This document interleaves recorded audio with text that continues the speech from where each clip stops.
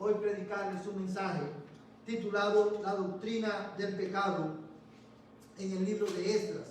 La doctrina del pecado en el libro de Esdras. Pero antes quiero invitarles a orar para pedir al Señor que nos hable a través de su palabra.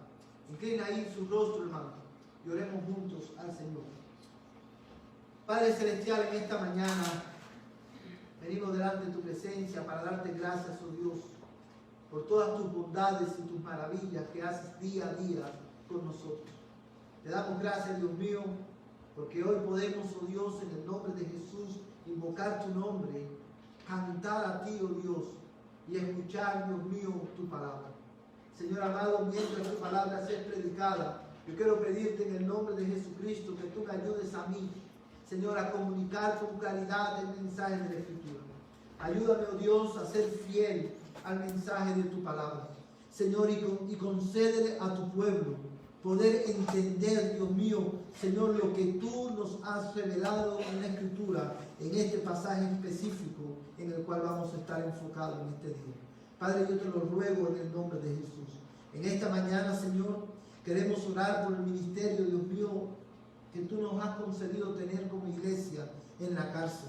Oramos, Señor, que tú nos concedas ver frutos, Señor, de este ministerio.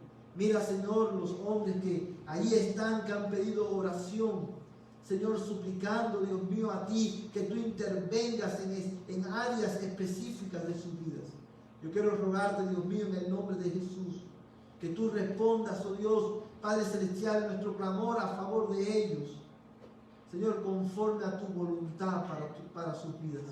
Padre, responde nuestro clamor a favor de ellos.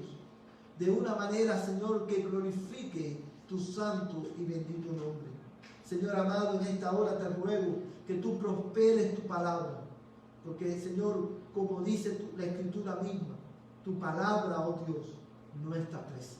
Y a esos hombres que están allí, Señor, hazlos libres del poder del pecado y del poder de la muerte. Yo te lo ruego, oh Dios, en el nombre de Jesús. Amado Padre Celestial, usa tu palabra en esta mañana también para, Señor, santificarnos a nosotros y para traer a la salvación a los que no te conocen. Abre nuestros oídos, oh Dios. Abre, Señor, nuestras mentes. Abre nuestros ojos, oh Dios, para poder ver tu gloria en tu palabra, para poder escuchar tu voz a través de tu palabra. Señor, y obra en nuestras voluntades para poder someternos a la enseñanza de tu palabra. Yo te lo ruego, oh Dios, en el nombre de Jesús. Amén y amén. Amados hermanos, en este día vamos a estar revisando uno de los capítulos que en mi opinión es el más hermoso, hermano, el más extraordinario del libro de Esdras, pero a la vez, hermano, es el capítulo más triste de este libro por los eventos que en él vamos a estar considerando que se narran en estos versículos. Pero yo quiero hacer algo, hermano, que normalmente no hacemos, y es, vamos a leer todo el capítulo. Quiero comenzar hoy leyendo todo el capítulo 9, para que podamos tener una mejor comprensión de lo que vamos a estar estudiando y considerando en esta mañana. El capítulo 9 contiene la oración que Esdras, este hombre, este gran reformador espiritual del pueblo de Israel, hace a Dios en respuesta, hermano, al pecado que el pueblo de Dios había cometido contra el Señor. Y cuando Esdras escucha, hermano, le llega el reporte del pecado del pueblo, Esdras ora a Dios y pide, hermano, algunas cosas muy específicas. Y quiero, hermano, que leamos todo el capítulo para que podamos tener una mejor comprensión de él. Quiero invitarle a que mire conmigo el versículo número 1. Dice la palabra del Señor: y acabadas estas cosas, se me acercaron los príncipes diciendo: el pueblo de Israel, los sacerdotes y los levitas, no se han separado de los pueblos de las tierras y sus abominaciones, de los cananeos, hititas, fereceos, jebuseos, amonitas, moabitas, egipcios y amorreos, sino que han tomado mujeres de entre las hijas de ellos para sí, y para sus hijos, y el linaje santo se ha mezclado con los pueblos de las tierras. Es más, la mano de los príncipes y de los gobernantes ha sido la primera en cometer esta infidelidad. Y cuando oí de este asunto, rasgué mi vestido y mi manto, y arranqué pelo de mi cabeza y de mi barba, y me senté atónito. Entonces se reunieron conmigo todos los que temblaban ante las palabras del Dios de Israel, por causa de la infidelidad de los desterrados. Y estuve sentado atónito hasta la ofrenda de la tarde. Pero a la hora de la ofrenda de la tarde me levanté de mi humillación con mi vestido y mi manto rasgados, y caí de rodillas y extendí mis manos al Señor mi Dios. Y dije: Dios mío, estoy avergonzado y confuso para poder levantar mi rostro a ti, mi Dios, porque nuestras iniquidades se han multiplicado por encima de nuestras cabezas, y nuestra culpa ha crecido hasta los cielos.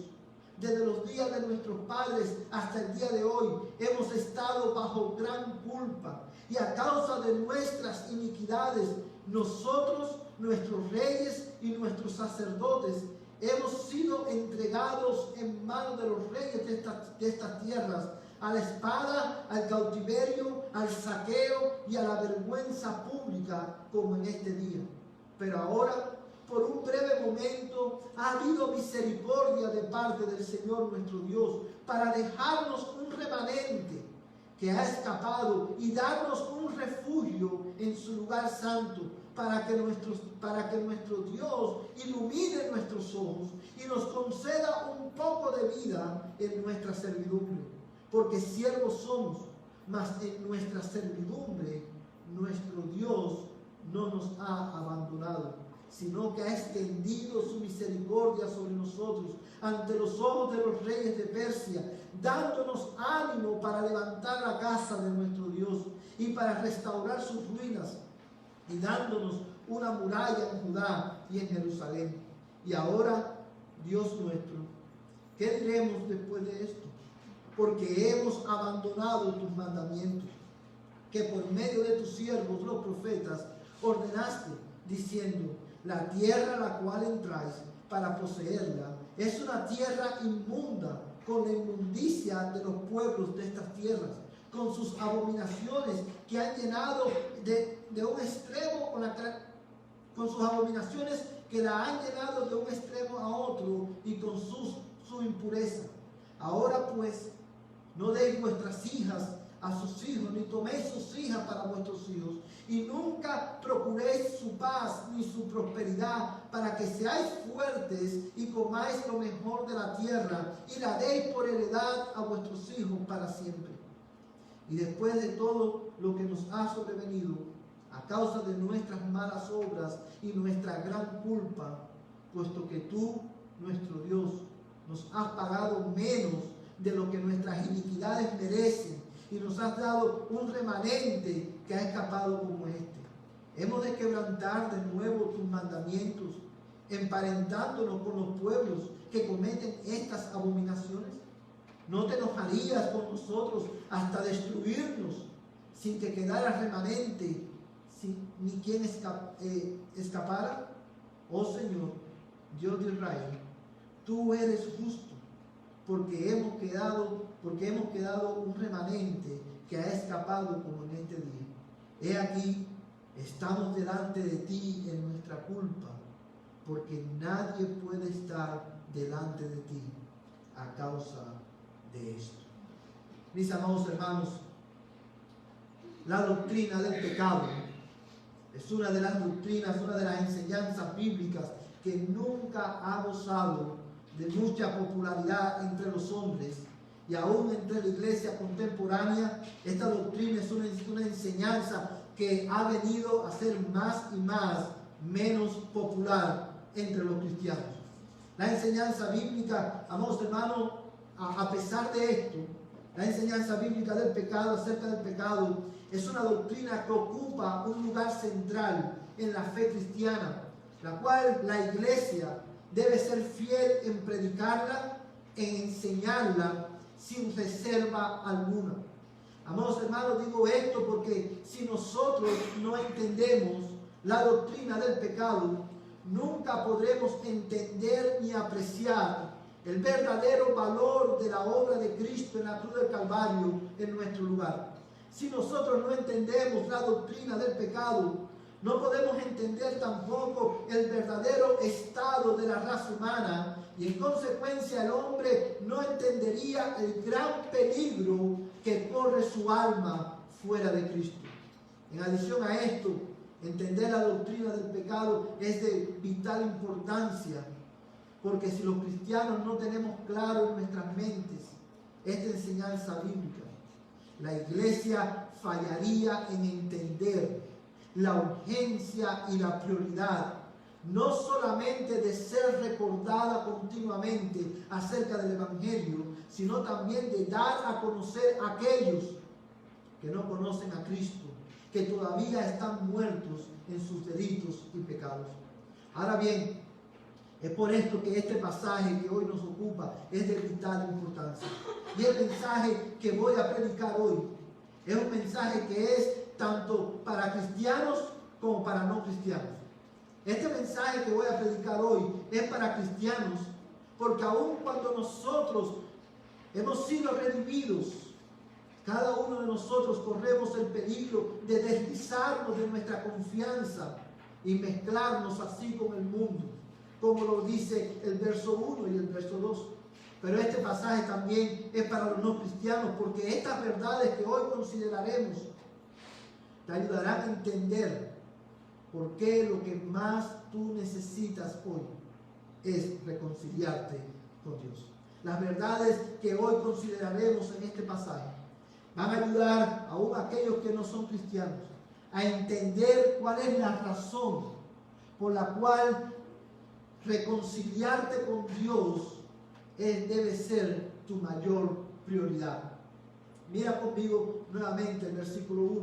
Dice: y acabadas estas cosas, se me acercaron los príncipes diciendo: el pueblo de Israel, los sacerdotes y los levitas no se han separado de los pueblos de las tierras, y sus abominaciones de los cananeos, hititas, fereceos, jebuseos y amonitas, moabitas, egipcios y amorreos, sino que han tomado mujeres de entre las hijas de ellos para sí y para sus hijos, y el linaje santo se ha mezclado con los pueblos de la tierra.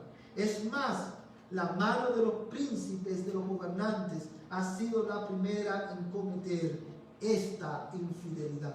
Lo primero que quiero que veamos, hermano, lo primero que el texto sagrado que tenemos delante de nosotros nos enseña acerca de la doctrina del pecado es, hermano, nos da una descripción del pecado.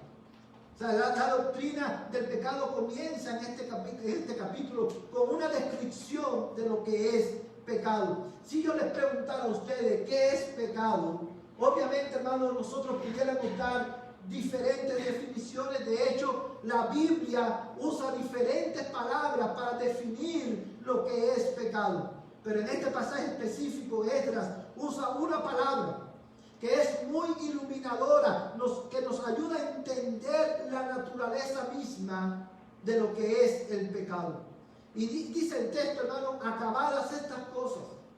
O sea, después que el templo se había terminado, después que ellos habían visto la mano de Dios obrando a favor de ellos, después que llegó el segundo grupo de los desterrados, después, hermano, de todas las maravillas que el Señor había hecho, dice la palabra del Señor que después de estas cosas, mientras Esdras estaba, hermano, ocupado en llevar a cabo la encomienda que se le había dado, le llega la noticia a los príncipes, los líderes del pueblo, le dicen a Esdras: Esdras, tenemos un problema. La nación de Israel, quiero que mires, hermano, porque estos detalles son importantes. Dice: el pueblo de Israel, los sacerdotes y los levitas no se han separado de los pueblos de la tierra.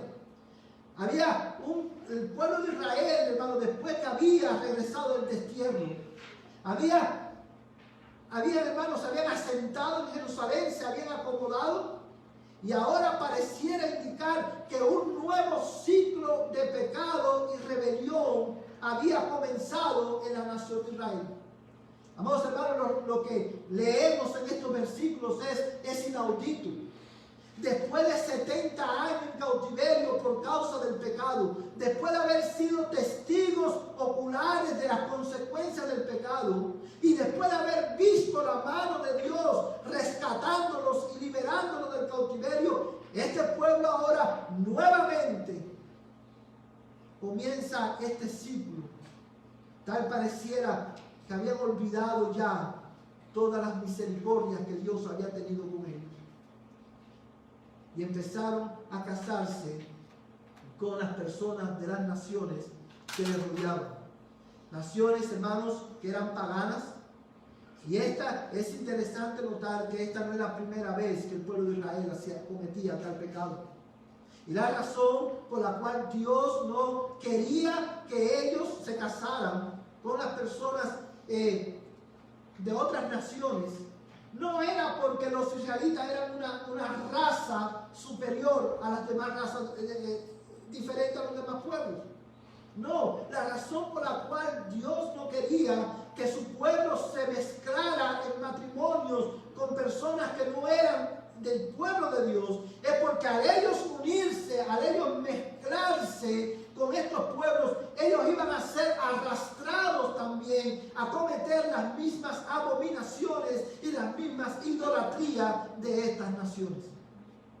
Amados hermanos, para que usted tenga una idea de dónde había llegado hasta dónde habían llegado las raíces del pecado del pueblo de Israel, que dice, hermanos, el verso 2 al final, y dice, es más, la mano de los príncipes y de los gobernantes han sido la primera en cometer esta infidelidad. Y esta declaración es muy importante por la siguiente razón. Los príncipes y los gobernantes eran los que estaban supuestos a guardar, ¿verdad?, a supervisar que el pueblo de Dios viviera en obediencia a Dios.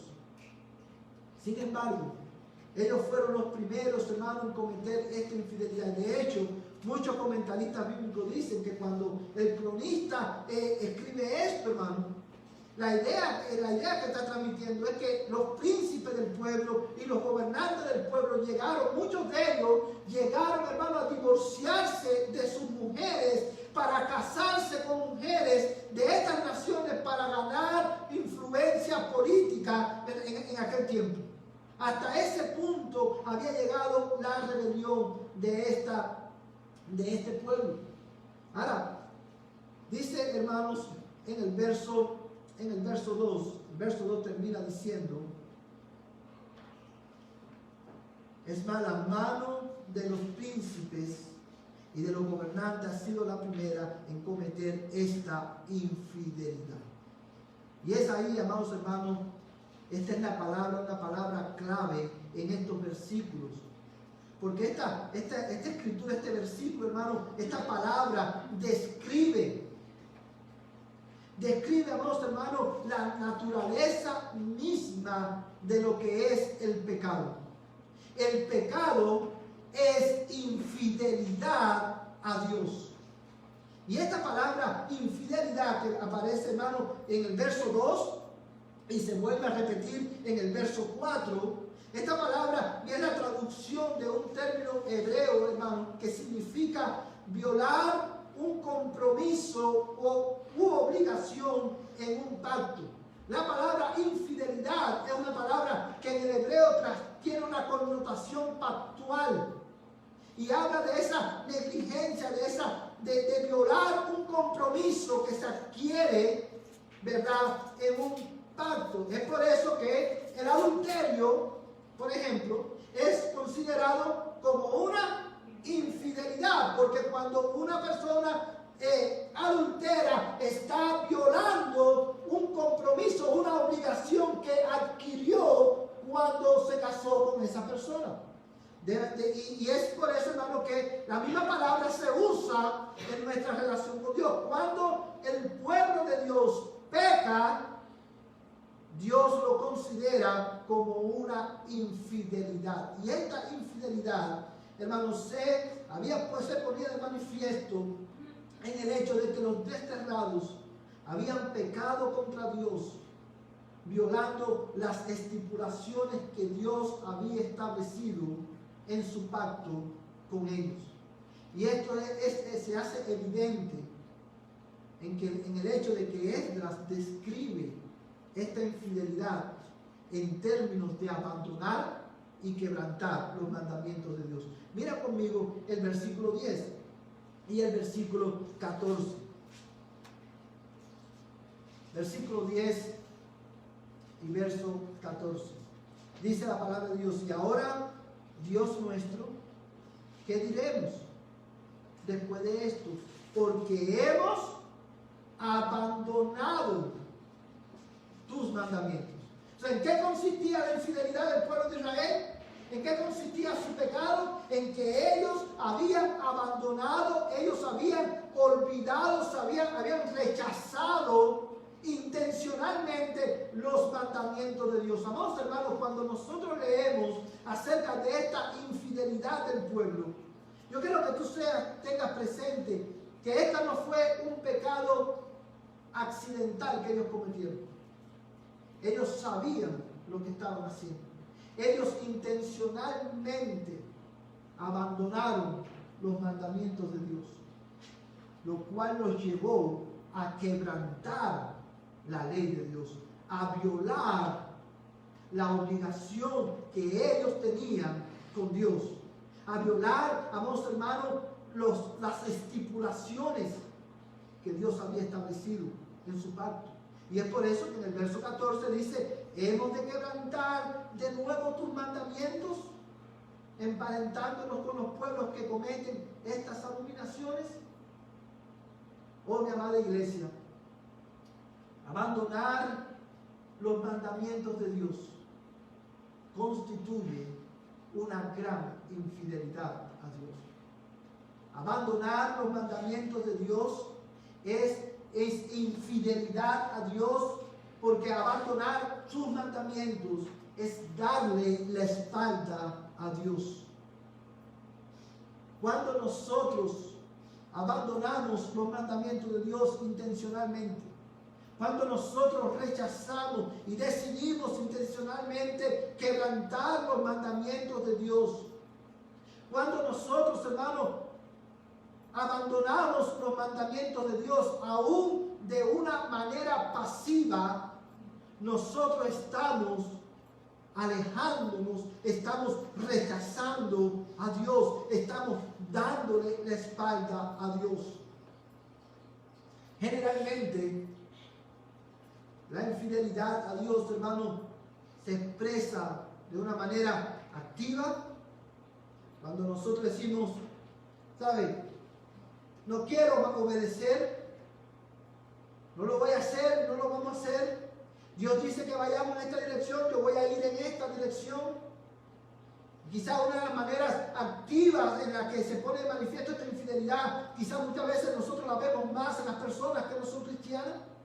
Pero déjeme decirle algo en esta mañana: nosotros los cristianos también podemos llegar a ser infieles a Dios. De hecho, somos todo el tiempo infieles a Dios también. Quizás no a la manera del mundo, que dice abiertamente: no me interesa Dios. Nuestra infidelidad a Dios es mucho más sutil. Nuestra infidelidad a Dios, hermano, se pone de manifiesto en una resistencia consciente, constante y pasiva a los mandamientos de Dios. Y esto se pone de manifiesto en el hecho, hermano, de que muchas veces nosotros decimos: yo sé lo que Dios dice, pero Dios entiende por qué yo no lo voy a hacer. Yo sé que Dios dice esto, yo sé que Dios demanda de mí esto, pero al final yo tengo mis razones para no hacerlo. Y al final es ok, porque Dios entiende. Dios entiende mis circunstancias, Dios entiende mis razones, El hecho de que yo no cumpla o no haga lo que Dios demanda de mí en este momento específico de mi vida no significa que yo no amo a Dios. Yo amo a Dios, pero ahora mismo no puedo obedecer. Amados hermanos, ¿no somos nosotros iguales?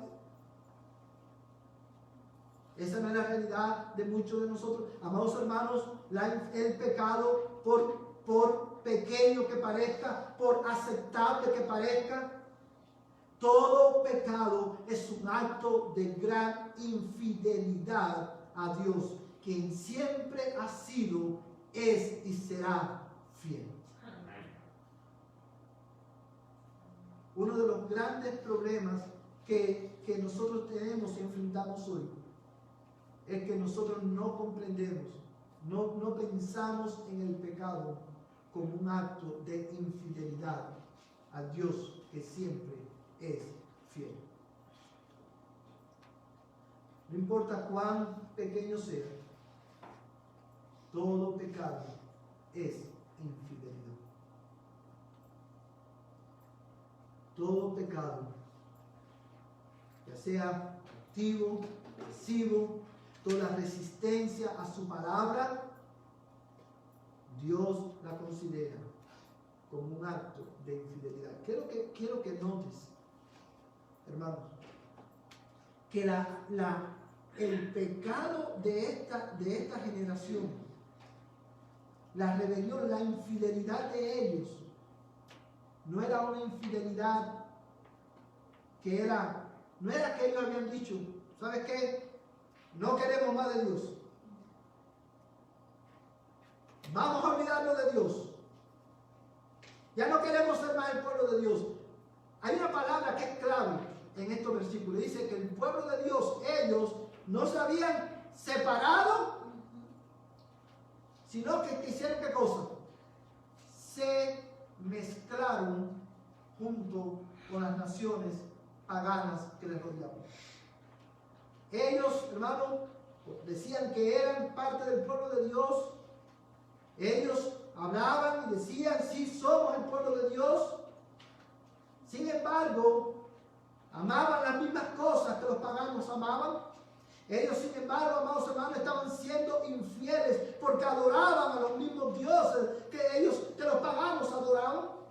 De hecho, a través del profeta Jeremías, Dios le dice al pueblo, ustedes adoran ídolos, ustedes cometen adulterio, ustedes cometen abominaciones y vienen a mi santuario donde mi nombre es invocado y piensan que ustedes van a escapar. Porque ellos, como este grupo de personas, Israel en aquel tiempo, como hemos dicho siempre, hermano, si fuéramos a describir la actitud de ellos en términos contemporáneos, pudiéramos decir que Israel, hermano, el domingo iba a la iglesia, la sinagoga, cantaban, escuchaban al pastor predicar, decían amén a lo que el pastor predicaba, y cuando salían del templo olvidaban todo lo que Dios había dicho, olvidaban todo a lo que ellos habían dicho amén, y vivieron y empezaron a vivir conforme al mundo que les rodeaba. Y Dios le dice a través del profeta Jeremías, ¿ustedes creen que ustedes van a escapar? ¿Ustedes creen que después de vivir de esa manera, ustedes pueden venir al templo y adorar y aquí no ha pasado nada? Cuán sutil era la rebelión de estos desterrados. Sin embargo, el texto, hermano, cuando el Espíritu Santo inspiró al cronista a escribir el libro de Esdras, el Espíritu Santo se aseguró de que nosotros tuviéramos esta descripción del pecado tan clara. El pecado siempre será infidelidad a Dios. El pecado es un ataque a la fidelidad de nuestro Dios. Amados hermanos, y eso nos lleva de la mano a la segunda verdad que quiero ver en el pasaje con ustedes. Después de haber visto que el pecado es infidelidad, y esto lleva la connotación de romper nuestra obligación con Dios, quiero ver en segundo lugar con ustedes la gravedad del pecado. Hasta aquí nosotros podemos decir, ok, qué bueno, amén. Sabemos que el pecado es infidelidad. Ahora, ¿cómo eso afecta nuestras vidas? Amados hermanos, déjenme decirle algo. Como decía hace un momento atrás, uno de los grandes problemas que nosotros tenemos hoy es que nosotros no entendemos la gravedad que tiene el pecado.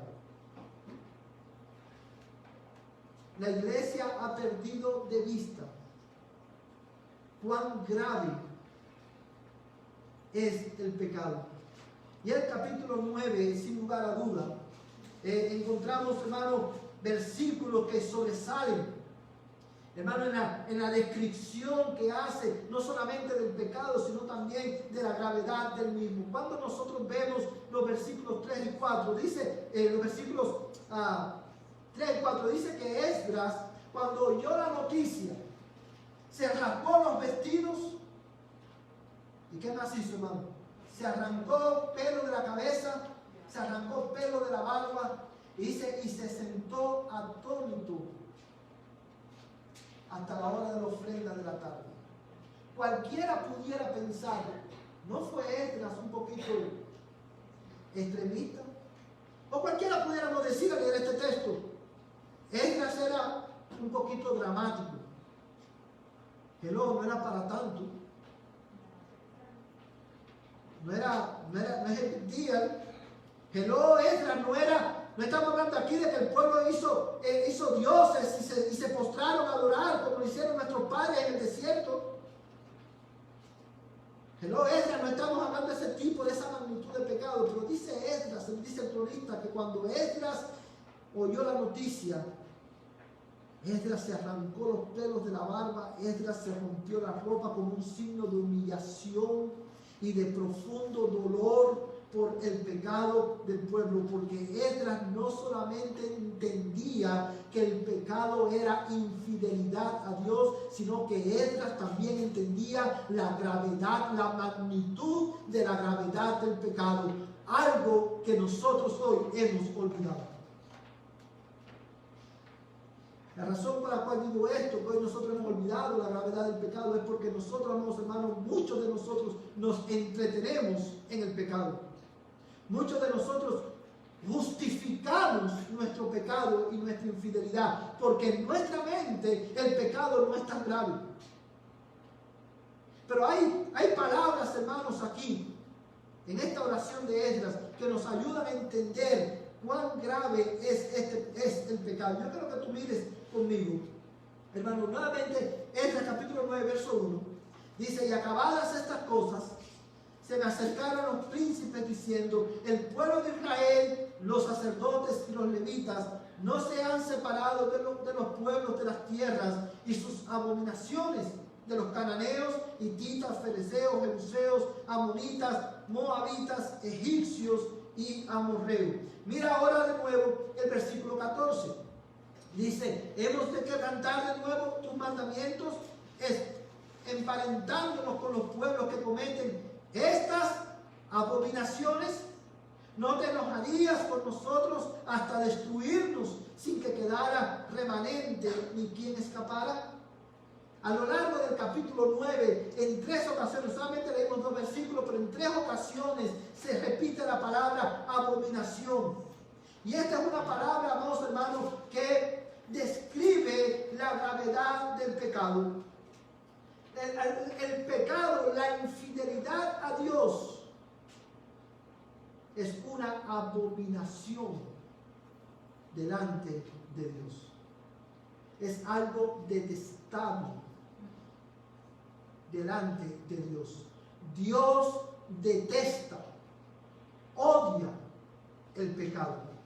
Dios, el Dios de la Biblia, yo quiero que tú escuches bien en esta mañana, el Dios de la Biblia, a diferencia del Dios que mucha gente hoy adora los domingos en la mañana, es un Dios que odia, no tolera el pecado, por pequeño que parezca, por aceptable que sea entre la sociedad. Dios, el Dios de la Biblia, no tolera, no, hermano, no se complace en el pecado. El pecado es una abominación delante de él. Por eso Esdras, cuando oye la noticia, se arranca los pelos de la barba, se rompe los vestidos, porque él sabía, hermano, las consecuencias que podía traer la infidelidad del pueblo, porque el pecado es abominable delante de Dios.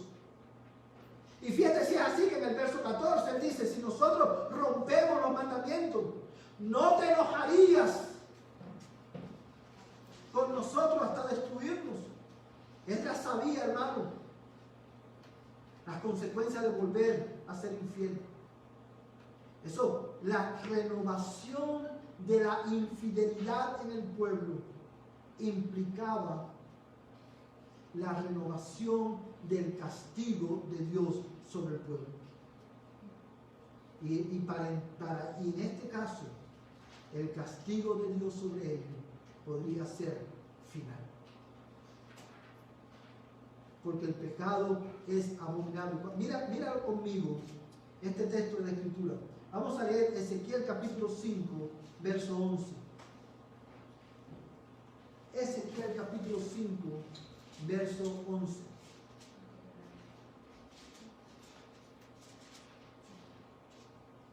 Ezequiel capítulo 5, verso 11.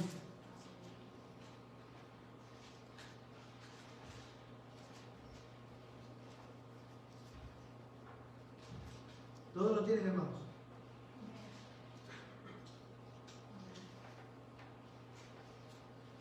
Dice la palabra de Dios: por tanto, vivo yo, declara el Señor Dios, que por haber profanado mi santuario con todos tus ídolos detestables y con todas tus abominaciones, yo me retiraré, mi ojo no tendrá piedad y tampoco perdonaré. Vamos, hermano, cuán sobria es este anuncio de juicio de parte de Dios. Porque el pueblo de Dios había profanado el santuario de Dios.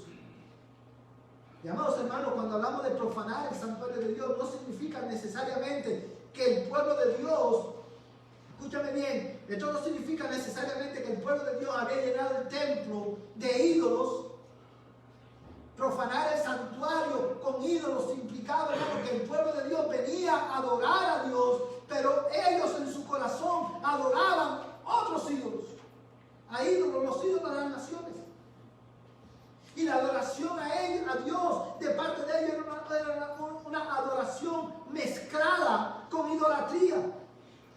Y dice Dios, por causa de esto, hermano, mira las palabras que usa el Señor por medio de Ezequiel: por haber profanado mi santuario con todos tus ídolos detestables. La idolatría es una abominación al Señor. Con todos tus ídolos detestables y con todas tus abominaciones yo me retiraré, y mi ojo no tendrá piedad y tampoco perdonaré. Amados hermanos,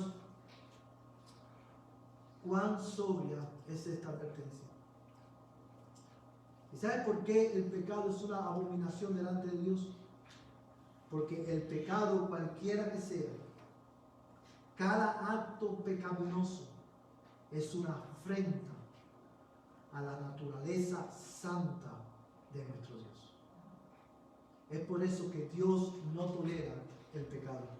Es por eso que Dios no tolera la desobediencia. Porque, como le decía hace un momento atrás, por simple o pequeña que parezca delante de nuestros ojos, Dios la abomina porque es una afrenta a su naturaleza santa. Dios, el Dios de la Biblia, es un Dios santo que no tolera el pecado. Pero además de esto, amados hermanos, el pecado, la rebelión en contra de Dios, la infidelidad delante de Dios es abominable.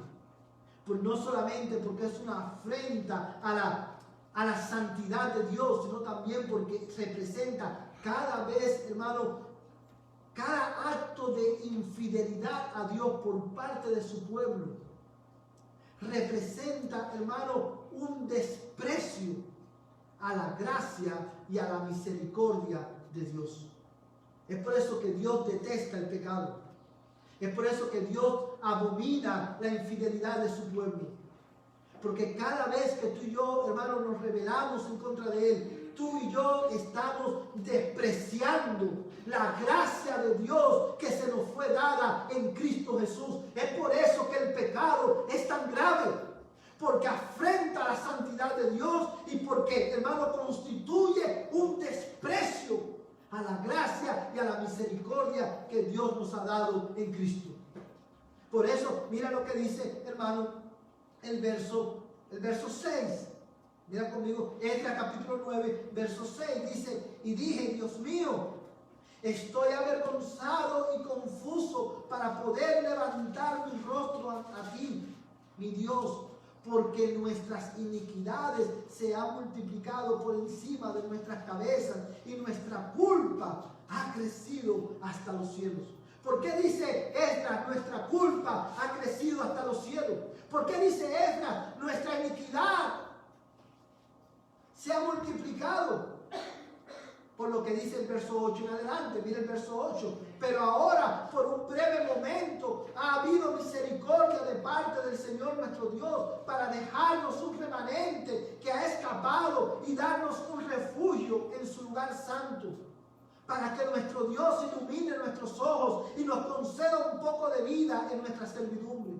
Porque siervos somos, mas en nuestra servidumbre nuestro Dios no nos ha abandonado, sino que ha extendido su misericordia sobre nosotros ante los ojos de los reyes de Persia, dándonos ánimo para levantar la casa de nuestro Dios y para restaurar sus ruinas, y dándonos una muralla en Judá y en Jerusalén. Dios, a pesar del pecado del pueblo, Dios tuvo misericordia de ellos. Y no solamente los libró del cautiverio, sino que le concedió restaurar la ciudad, restaurar el templo, restaurar la adoración. Todas estas cosas eran actos de la gracia y la misericordia de Dios para el pueblo de Dios. Sin embargo, el pueblo de Dios menospreció todo eso y se volvió a mezclar con los pueblos paganos que les rodeaban. Como nosotros, que hemos sido redimidos del poder del pecado, como nosotros, que hemos sido salvados por Dios del poder del pecado y de las consecuencias del pecado, de la consecuencia eterna del pecado, como nosotros podemos menospreciar la gracia de Dios mezclándonos con el mundo nuevamente. Mira, lo que quiero terminar en esta mañana leyendo un texto, hermano, contigo, Efesios capítulo 4, verso 30 al 32. Efesios capítulo 4 en el Nuevo Testamento, verso 30 al 32. Amén.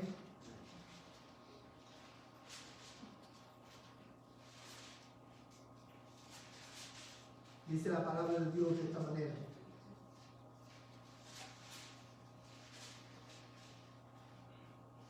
no entristezcáis al Espíritu Santo de Dios, por el cual fuisteis sellados para el día de la redención. Sea quitada de vosotros toda amargura, enojo, ira, gritos, maledicencia, así como toda malicia. Sed más bien amables unos con otros, misericordiosos, perdonándonos unos a otros, así como también Dios os perdonó en Cristo. Mira lo que Pablo le dice a la iglesia de Éfeso: no entristezcáis al Espíritu Santo. Nosotros como iglesia, los cristianos, entristecemos al Espíritu Santo cuando nosotros, hermanos, pecamos contra Dios. Cuando nosotros estamos llenos, hermanos, de amargura. Cuando nosotros estamos llenos de enojo. Cuando nuestros corazones están dominados por la ira. Cuando nosotros, hermanos, nuestras almas están llenas de maledicencia y de malicia. Nosotros estamos siendo infieles a Dios. Y estamos entristeciendo al Espíritu Santo. Porque el pecado, la infidelidad a Dios, es abominación delante de Él. Y tenga cuidado, hermano, presta atención, que en este pasaje específico Pablo no le está hablando en conversos. Presta atención que Esdras se queda atónito, no por el pecado de las naciones que le rodeaban. Esdras se rasga los vestidos y llora delante de Dios y queda, confundido, no por el pecado de las naciones, sino por el pecado del pueblo de Dios. Y esto representa, amados hermanos, una advertencia para nosotros, aun cuando nosotros somos cristianos. Tú y yo podemos ser, de hecho somos infieles, y cada vez que somos infieles, Dios lo considera como algo abominable delante de Él. Por eso el pecado es tan serio, por eso la iglesia no puede jugar con el pecado, por eso la iglesia no puede pasarle la mano al pecado, por eso la iglesia tiene que enseñar, hermano, la doctrina del pecado, por eso la iglesia tiene que proclamar y darle a conocer al hombre, tanto a los cristianos como a los no cristianos, que el pecado es abominable delante de Dios, que el pecado, amados hermanos, Dios lo detesta porque es una afrenta a la santidad de Dios y constituye un desprecio a la gracia de Dios que se nos ha dado en Cristo. Amados hermanos, no hay nada más abominable. Una de las infidelidades más grandes de la iglesia moderna es llamar bueno a lo que el mundo llama bueno y llamar malo lo que el mundo llama malo. Una de las infidelidades y de las abominaciones más grandes de la iglesia moderna es el adoptar, hermano, el concepto de pecado que el mundo tiene.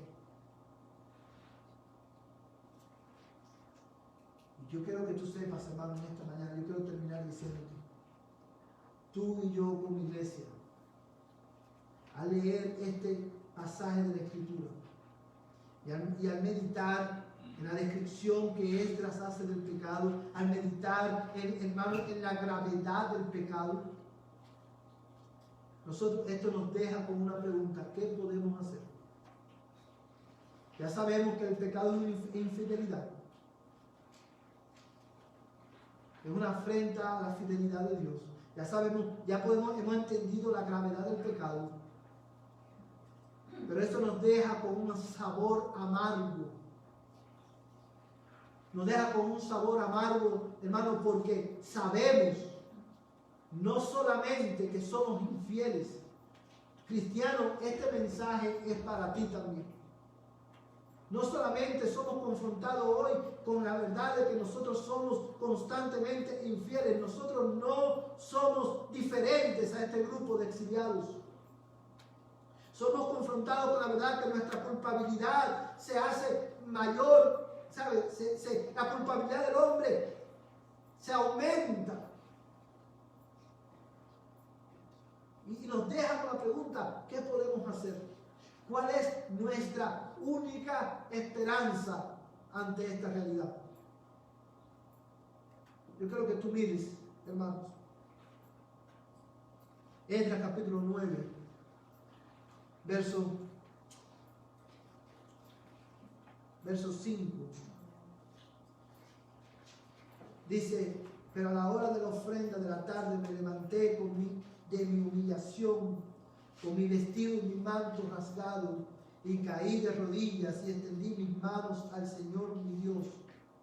Y dije: Dios mío, estoy avergonzado y confuso para poder levantar mi rostro a ti, mi Dios, porque nuestras iniquidades se han multiplicado por encima de nuestras cabezas y nuestra culpa ha crecido hasta los cielos. Entre el verso 5 y el verso 6 hay un detalle que no podemos pasar de vista, y en ese detalle descansa nuestro consuelo ante la realidad que hemos visto hoy.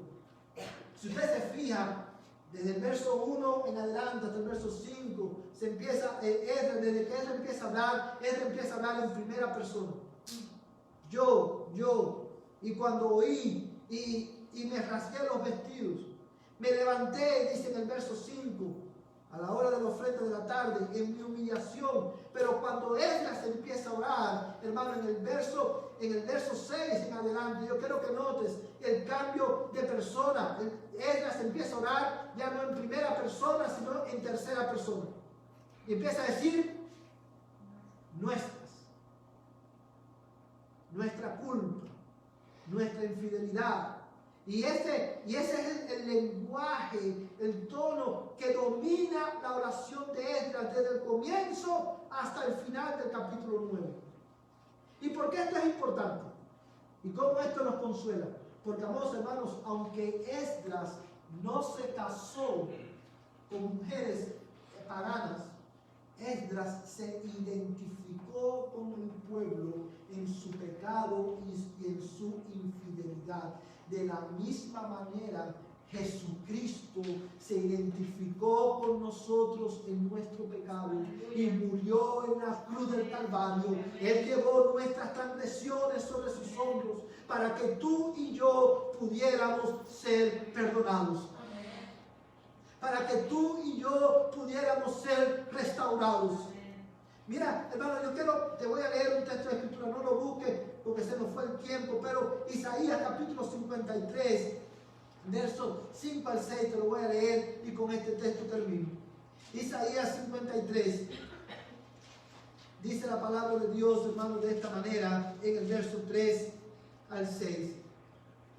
Hablando de Cristo, el profeta Isaías dice: fue despreciado y desechado de los hombres, varón de dolores y experimentado en aflicción, y como uno quien los hombres esconden el rostro, fue despreciado y no lo estimamos. Ciertamente Él llevó nuestras enfermedades y cargó con nuestros dolores. Con todo, nosotros le tuvimos por azotado, por herido de Dios y afligido. Mas Él herido fue por nuestras transgresiones, molido por nuestras iniquidades. El castigo por nuestra paz cayó sobre Él, y por sus heridas hemos sido sanados. Amados hermanos, he aquí nuestra confianza y nuestro consuelo ante la realidad de que tú y yo somos infieles. Cristo se identificó con nosotros, haciéndose hombre, y murió en una cruz, llevando sobre él el castigo por nuestra culpabilidad, por nuestras iniquidades. Y es por eso que tú y yo hoy debemos, como iglesia, debemos venir delante de Dios y, al igual que Esdras, confesar nuestros pecados, confesar nuestra infidelidad, arrepentirnos de nuestras, hermanos, abominaciones delante de Dios, para que vengan, como dice la palabra de Dios en Hechos, para que vengan de la presencia de Dios tiempos de refrigerio. Oh, mi amada iglesia, no menosprecies la gracia de Dios que te fue dada en Jesucristo. La gracia de Dios no debe llevarte a ti y a mí a ser infiel a Dios. Oh, porque al final Dios es un Dios de gracia. No, la gracia de Dios, la gracia que se te fue dada en Cristo, debe llevarte a ti y a mí a arrepentirnos de nuestros pecados y a crecer en obediencia al Señor. Los que hemos muerto con Cristo el pecado, ¿cómo viviremos en el pecado nuevamente? Pecaremos, dice Pablo. Perseveraremos en el pecado para que la gracia abunde. Dice Pablo, de ninguna manera.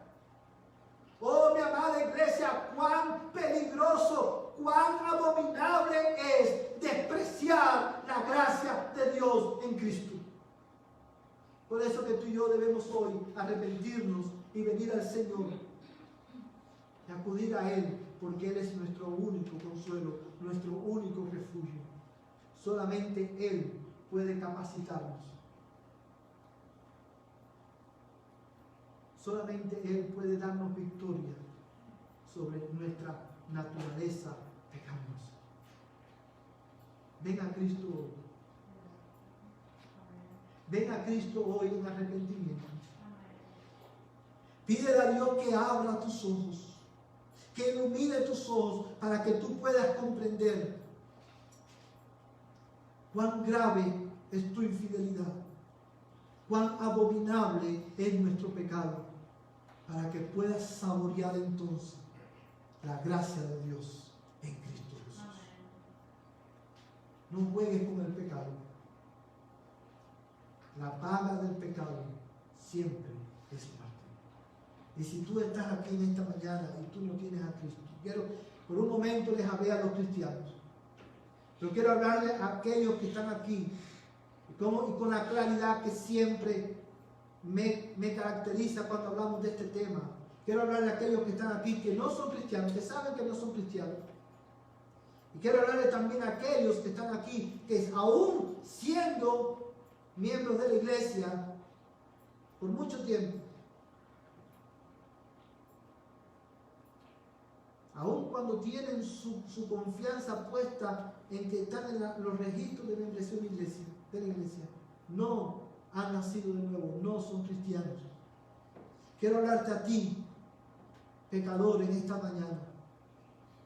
Cristo murió por tu pecado. Cristo murió por tu iniquidad. Tú y yo, desde que nacemos culpables de pecado. Y no podemos hacer nada para salvarnos a nosotros mismos. Y es por eso que Dios envió a su Hijo a morir en la cruz del Calvario. Para llevar sobre Él tu pecado. Para que si tú crees y te arrepientes, tú puedas ser salvo. Y es por eso que en nombre de Cristo, oh pecador, yo te llamo hoy al arrepentimiento. Arrepiéntete de menospreciar la gracia de Dios. Arrepiéntete de confiar en tus buenas obras. Arrepiéntete de tu idolatría. Porque Cristo regresará y ese día Él buscará al mundo. Y hoy Él te ofrece salvación. Ven a Cristo, oh pecador, y arrepiéntete de tu pecado y cree en Él. Vamos a ponernos en pie y vamos a adorar al Señor. Vamos a terminar cantando, hermano, tu misericordia. Mientras cantamos este canto, yo quiero animarte a que ahí donde tú estás, acudas a la misericordia de Dios. Diga, Señor, yo